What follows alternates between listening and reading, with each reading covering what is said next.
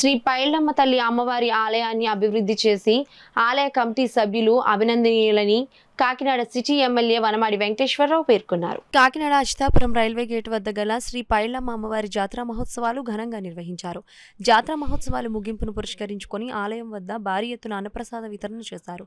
అన్నదాన కార్యక్రమాన్ని ప్రారంభించేందుకు విచ్చేసిన కాకినాడ సిటీ ఎమ్మెల్యే వనమాడి వెంకటేశ్వరరావు ఆలయ కమిటీ కూటమి సభ్యులు ఘనంగా స్వాగతం పలికారు.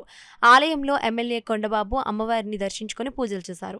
అనంతరం ఆలయం వద్ద జరిగిన అన్నప్రసాద వితరణను ఎమ్మెల్యే కొండబాబు ప్రారంభించారు. కాకినాడ పరిసర ప్రాంతాల నుండి పెద్ద సంఖ్యలో భక్తులు, మహిళలు తరలివచ్చి అమ్మవారి ప్రసాదాన్ని స్వీకరించారు. అన్నదానంలో నాన్ వెజ్ కర్రీస్ ఏర్పాటు చేయడంతో భారీ సంఖ్యలో భక్తులు తరలివచ్చి క్యూ లైన్లోని భక్తులు బారులు తీరారు. ఈ సందర్భంగా ఎమ్మెల్యే కొండబాబు మాట్లాడుతూ 3 రకాల నాన్ వెజ్ కర్రీలతో భారీ ఎత్తున అన్నదానం చేస్తున్న ఆలయ కమిటీని అభినందించారు. ఈ కార్యక్రమంలో ఆలయ ఉత్సవ committee president Koka Satyababu, secretary Rayapalli Srinivasarao, ఆలయ committee president Vasamsetti Raja, secretary Koka Venkatagiri, సభ్యులు గాలి శివ, శ్రీమన్నారాయణ, పిడక శేషు, రాయ్దే శ్రీనివాస్, అప్పారి ప్రసాద్, గ్రంథి విష్ణు, పెద్దిరెడ్డి నాని, ఇలా వెంకటేశ్వరరావు, వేములపుడి రాజు, మెంబర్లు, గ్రామ పెద్దలు, స్థానిక పెద్దలు, భక్తులు, మహిళలు పాల్గొన్నారు. మనకి కాకినాడలో ఎక్కడా లేరు ఈ అమ్మవారు.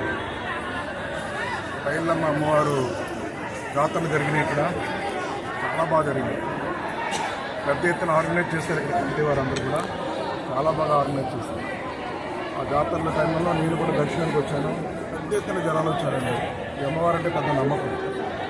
జాతరలు పూర్తయిన తర్వాత ఈరోజు అన్నదాన కార్యక్రమం పెట్టారు. అమ్మగారికి ఇష్టమైనటువంటి మాంసాహారంతో భోజనాలు పెట్టారు. ఈ రోజున రొయ్యల బిర్యానీ, మటన్ కర్రీ, చేప ఫ్రై, చేప పులుసు, చికెన్ కర్రీ, అన్ని రకాలు ఎప్పుడు లేదు.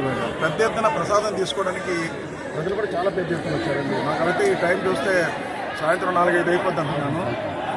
అందరూ కూడా ఇప్పుడున్న కమిటీ వాళ్ళందరూ కూడా దాన్ని దగ్గరుండి జాగ్రత్తగా చేసి తీర్థ ప్రసాదాలు నిర్ణయించి భక్తులకి సంతృప్తిపరచాలని కోరుకుంటూ, అదేవిధంగా ఎప్పుడు లేని విధంగా ఈరోజు కార్యక్రమాన్ని చేపట్టినటువంటి ఈ పైళ్ళమ్మ అమ్మవారి జాతర ఏదైతే ఉత్సవాలు చేశారు కమిటీ వారిని నా తరపున, ప్రభుత్వం తరపున, ప్రజలందరూ మనస్ఫూర్తిగా అభినందిస్తున్నాను.